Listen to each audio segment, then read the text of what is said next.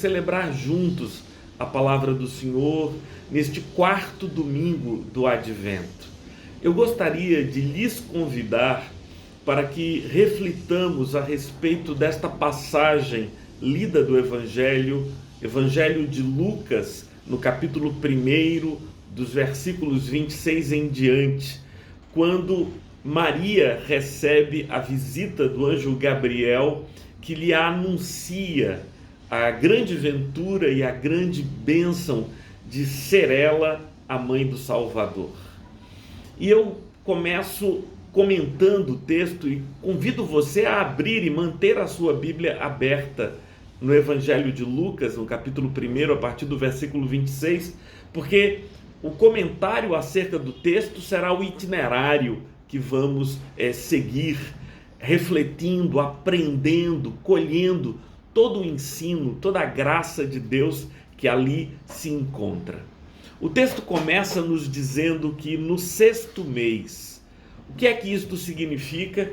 Significa que 6 meses depois do anjo Gabriel ter anunciado a Zacarias que ele seria pai, 6 meses depois de Isabel ter concebido, engravidado, no 6º mês da gestação de João, que viria a ser chamado depois de João o Batista, João Batista, neste momento da história da redenção, foi enviado o anjo Gabriel até a cidade de Nazaré, a virgem desposada com um certo carpinteiro chamado José.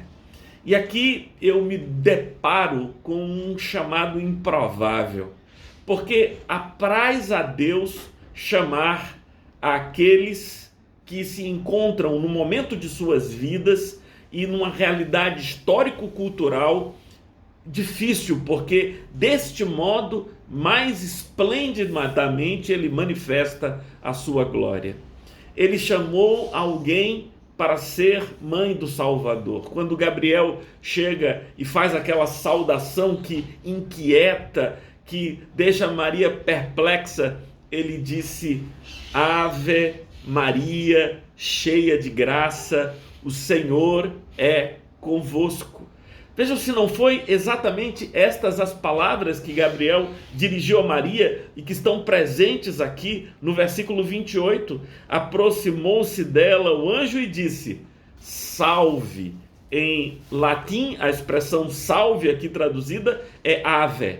Salve, agraciada, cheia de graça, o Senhor é contigo. Esta é a saudação, e Maria fica inquieta porque ela não compreende nem de onde vem a voz, nem o que aquela saudação quer dizer, quer significar. E o texto do versículo 29 nos diz que ela estava pensativa e aflita, tentando compreender o significado da salvação. Por quê? Por que essa menina que estava prometida, estava prestes a casar, devia ter ali por volta dos seus 14 anos, seria chamada por um anjo de alguém cuja graça resplandeceu em sua vida? Ela é cheia de graça e o Senhor é contigo, diz o texto. Ou seja, ele disse: o Senhor está convosco, já se manifesta o Emanuel, aquele Deus que se faz presente e se faz presente na vida de Maria. A chamada, a vocação de Maria, ela é inusitada, ela é inesperada por pelo menos 3 diferentes razões. Ela foi chamada para ser mãe, sendo virgem. Ela é chamada para ser mãe do Salvador, a mãe do rei, sendo pobre. Ela não era uma princesa que habitava Jerusalém e os palácios de Herodes. Por isso é que os magos, quando vêm do Oriente e procuram o recém-nascido rei dos judeus, nunca suporiam que ele viria a nascer em Nazaré ou em Belém da Judéia. Supunham que ele deveria nascer em Jerusalém, e é a Jerusalém que eles se dirigem à procura de Jesus. Mas Deus não surpreende somente os magos, surpreende também a todos nós a escolher a virgem pobre de Nazaré para ser a mãe do Salvador. Ela é virgem, ela é pobre e ela é desta cidade que deu nome à nossa querida paróquia Jesus de Nazaré. Ser de Nazaré, ser dessa cidade simples, hoje uma grande cidade por causa da peregrinação que ali tem sido feita nos últimos 2000 anos, mas no momento em que Jesus nasce é um lugar humilde, é um lugar simples, porque, pensem comigo, reverenda Rose, aprove a Deus dar lugares simples a Jesus, para que ali ele seguisse o seu ministério. A primeira morada de Jesus é o ventre da Virgem Maria. Do ventre da Virgem Maria, ele vai para a manjedoura. Da manjedoura, ele se torna peregrino, exilado lá no Egito. Do Egito, quando ele volta com seus pais, José e Maria, ele volta para viver em Nazaré. Foi no meio da simplicidade da pobreza que o Rei dos Reis, o Senhor dos Senhores, existiu, viveu, percorreu todo o seu caminho. Assim também eu e você somos convidados a imaginar que Deus continua manifestando a sua graça, manifestando a sua presença naquelas figuras inusitadas, como eu e você. Sim, é o fato de Maria ter sido chamada para ser a mãe do Salvador que cria e dá a mim e a você a esperança de também nós sermos chamados por Deus, apesar do nosso pecado, apesar da falta de nossa perseverança no caminho do Senhor, em fazer o bem, em nos dedicarmos à obra do Senhor, apesar de toda a nossa ignorância em relação às coisas espirituais, mesmo assim, Deus tem usado a sua misericórdia e chamado a mim e a você. Por isso, não ignore o chamado do Senhor, não feche os seus ouvidos ou o seu coração. Apesar da tua história, apesar da tua vida, apesar do contexto em que você se encontra, o Senhor pode estar te chamando, como fez a Maria, para se oferecer em amor e louvor ao seu nome. Eu disse que as palavras iniciais da antiga oração aparecem aqui primeiro na boca do anjo Gabriel: Ave Maria, cheia de graça, o Senhor é convosco. E a reverenda Rose já nos lembrou que é da boca de Isabel que a oração continua: bendita tu és entre as mulheres e bendito é o fruto do teu ventre, Jesus. Quando Maria está angustiada, inquieta, não compreendendo o significado daquela saudação, então o anjo lhe diz uma frase que eu acho tão bonita e que eu queria dizer a cada um dos irmãos e irmãs que se reúnem hoje na paróquia anglicana, Jesus de Nazaré. Diz o anjo a Maria, e esse texto aparece no versículo 30, uma frase tão cheia de significado. O anjo lhe disse: não tenha medo. Não tenha medo. Eu gosto dessa tradução. Eu prefiro não tenha medo do que a tradução não temas. Porque não tenha medo parece que fala mais comigo. Quando Jesus encontrou aquele homem que, desesperado, um dos principais da sinagoga, Jairo, que dizia: a minha filha está à morte, vem socorrê-la. E da casa de Jairo chegaram pessoas a dizer a ele: não importunes, não incomodes mais o mestre, a tua filha já morreu. Jesus olhou nos olhos de Jairo, segurou em sua mão e disse: não tenha medo, tenha fé. É exatamente esta voz, esta palavra que o anjo diz a Maria, e que pela misericórdia de Deus aprove a ele que eu pudesse dizer a cada um de vocês, muito embora esteja longe e mediado pelos caminhos eletrônicos. Eu quero me dirigir a cada um de vocês e dizer-lhes: não tenham medo. Não tenham medo, porque o chamado é grande demais, a obra é desafiadora demais, porque você é pequeno demais, incompatível, insignificante em relação a todo o chamado e a dimensão dessa vocação que o Senhor traz até você. Não tenha medo. E ele deu os fundamentos ou as razões pelas quais Maria não deveria ter medo. Ele já tinha começado antes, porque Maria havia achado graça diante do Senhor e o Senhor era com ela. Esse era o primeiro fundamento. Mas ele continua no versículo 30, não tenha medo, Maria, porque você foi abençoada por Deus. Você ficará grávida e dará à luz um filho a quem chamará pelo nome de Jesus, que significa Yahvé é Salvador. Deus é Salvador, Deus é resgatador. O nome de Jesus é toda a mensagem que temos que anunciar ao mundo. O nome de Jesus encerra em si mesmo todo esse conteúdo. Deus, em sua misericórdia, ele nos é salvador. E salvar do quê? Salvar do domínio romano? Não, nunca foi esse o projeto do Senhor na vida de Jesus. Salvar de uma vida sem sentido, salvar de uma vida ensimesmada, salvar de uma vida que está conectada em excesso ao aqui e agora, para perceber que há dimensões para além dessa realidade tacanha e mesquinha, que podemos nos ligar umbilicalmente e perdermos toda a nossa existência tentando manter, conter, segurar aquilo que por sua própria natureza segurado não pode ser, contido não pode ser. A vida é fluxo. Salvos desse estado desesperado e desesperador de vida que as pessoas por vezes acabam seguindo. Por isso o nome não é escolhido nem por José, nem por Maria, é o próprio Deus que por boca do anjo Gabriel dá esse nome ao menino. Ele será chamado Jesus. Esse Jesus da Virgem de Nazaré, do carpinteiro de Nazaré, cuja infância se passa em Nazaré, é ele mesmo que devemos anunciar ao mundo. O Jesus pobrezinho, como diria São Francisco, o pobrezinho de Nazaré.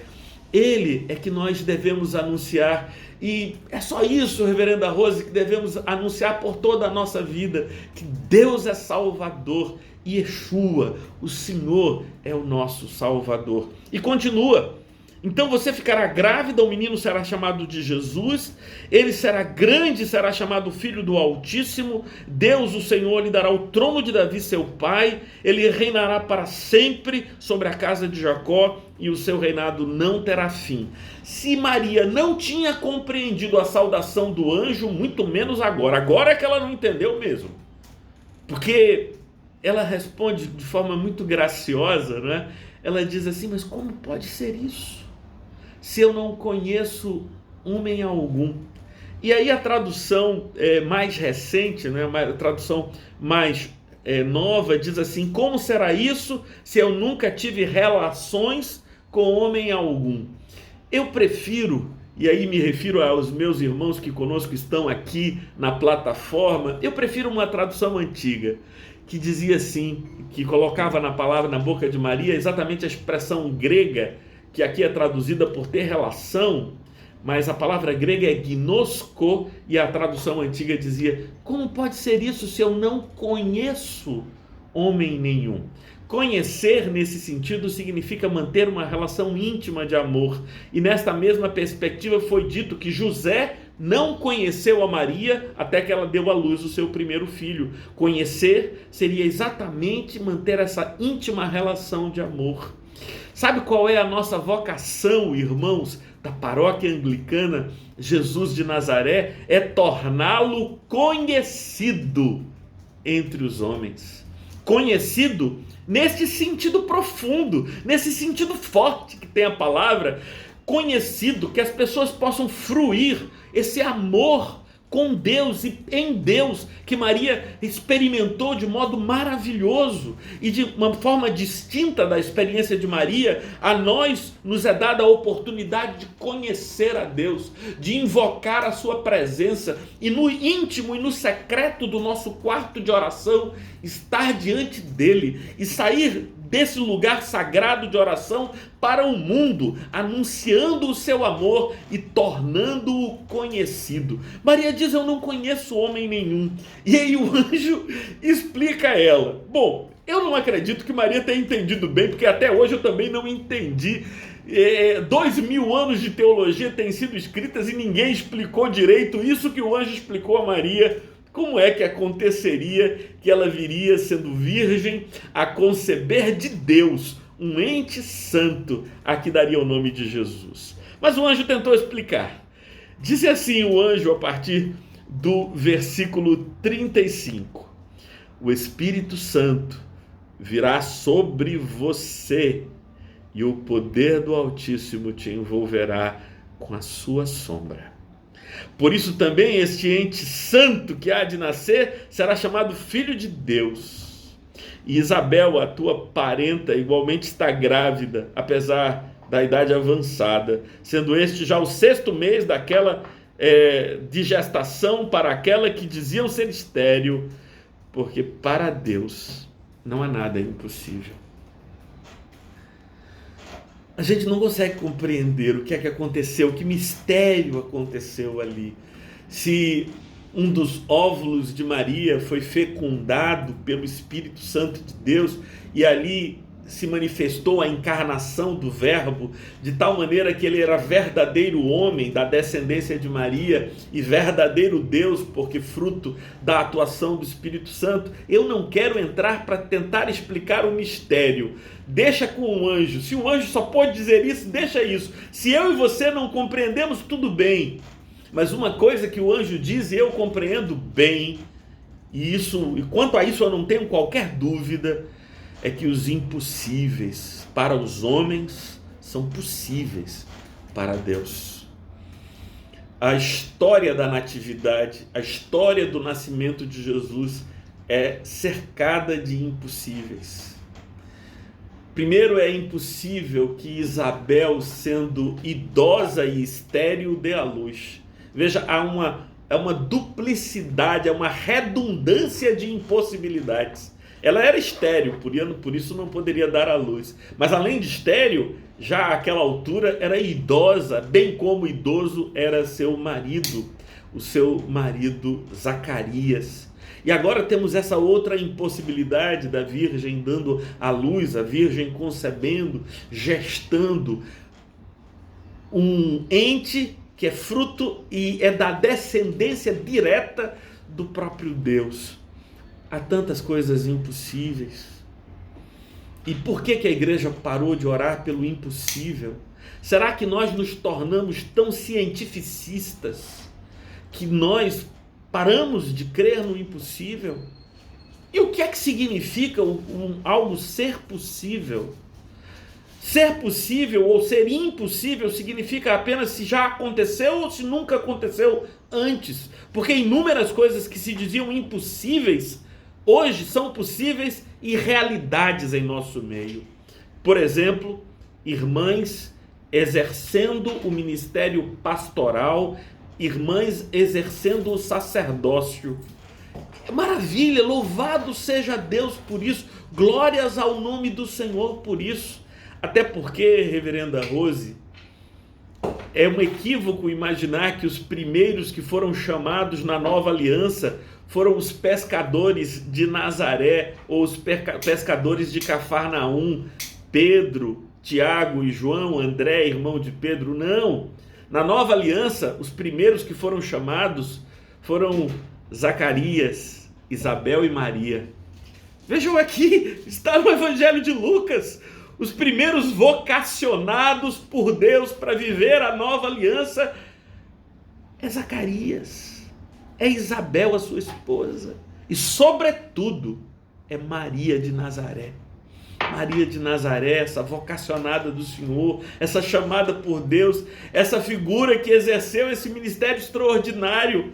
E se a antiga oração diz Ave Maria, cheia de graça, o Senhor é convosco, bendita sois vós entre as mulheres e bendito é o fruto do vosso ventre, Jesus. Quando a oração continua dizendo Mãe de Deus, está encerrando, designando no limite da linguagem este mistério que está aqui dito, mas não compreendido nem por mim, nem por você, nem por Maria. Porque quando o milagre e o mistério de Deus se anunciam e se apresentam a mim e a você, o que devíamos fazer, o que deveríamos fazer, não é nem tentar compreender o mistério, nem questionar a Deus sobre suas razões de chamar a mim e a você, mas dizer essas duas frases, meus irmãos amados, frases com as quais eu termino a meditação que lhes proponho nesta manhã. Disse Maria que está registrado no versículo 38. Eis aqui a tua serva, faça-se em mim conforme a sua palavra. Eis aqui a serva do Senhor, faça-se em mim conforme a vontade dele, a palavra que agora chega a mim pelo anjo Gabriel. Como seria mudada, transformada, revolucionada a nossa vida, se ao invés de grandes e ousadas afirmações, estivéssemos dispostos a dizer: eis aqui o servo do Senhor, eis aqui a serva do Senhor. E a palavra que é traduzida do grego para o português serva é a palavra doulos, que significa escravo, aquele cuja vontade está subjugada à vontade de seu Senhor. Há muito milagre de Deus que ainda vai acontecer diante dos nossos olhos. Mas o primeiro milagre, o milagre que inclusive antecede a conceição de Maria, não é? A concepção, a palavra conceição, que a gente conhece em português, não é outra coisa senão a palavra concepção, não é? Dar à luz, engravidar, né? O primeiro milagre não foi Maria ficar grávida. O primeiro milagre foi Deus encontrar alguém que do fundo do coração diz de verdade: eis aqui a serva do Senhor, e que se faça na minha vida conforme a sua palavra, a sua vontade, o seu querer, o seu desejo. É isso que eu queria convidar, é a isso que eu gostaria de convidar.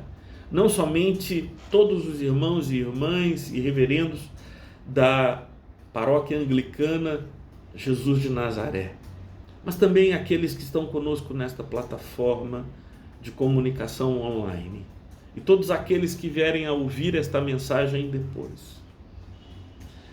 A pergunta que eu faço à minha própria alma é: até que ponto e em que medida eu estou de fato dizendo ao Senhor: eis aqui o servo do Senhor, e que se faça na minha vida conforme a sua vontade, a sua palavra, o seu desígnio, a sua anunciação. Vamos fazer uma prece? Ó Deus eterno, muito obrigado, Senhor, por poder ler a tua palavra com os meus irmãos nesta manhã. E eu sei, Senhor, que todo o bem e tudo quanto de significativo pode ser compartilhado provém de Ti e de Tua santa palavra. Agora ajuda-nos, Senhor, a seguir o caminho da Virgem de Nazaré. Ajuda-nos, Senhor, a encontrarmos o nosso lugar entre as pessoas simples deste mundo, para anunciar a todos que Tu és Salvador. Ajuda-nos a sermos manifestação da encarnação de Teu Filho no mundo, para a honra e glória do nome dEle, nome acima de todo nome, nome que anuncia que Tu salvas. Amém.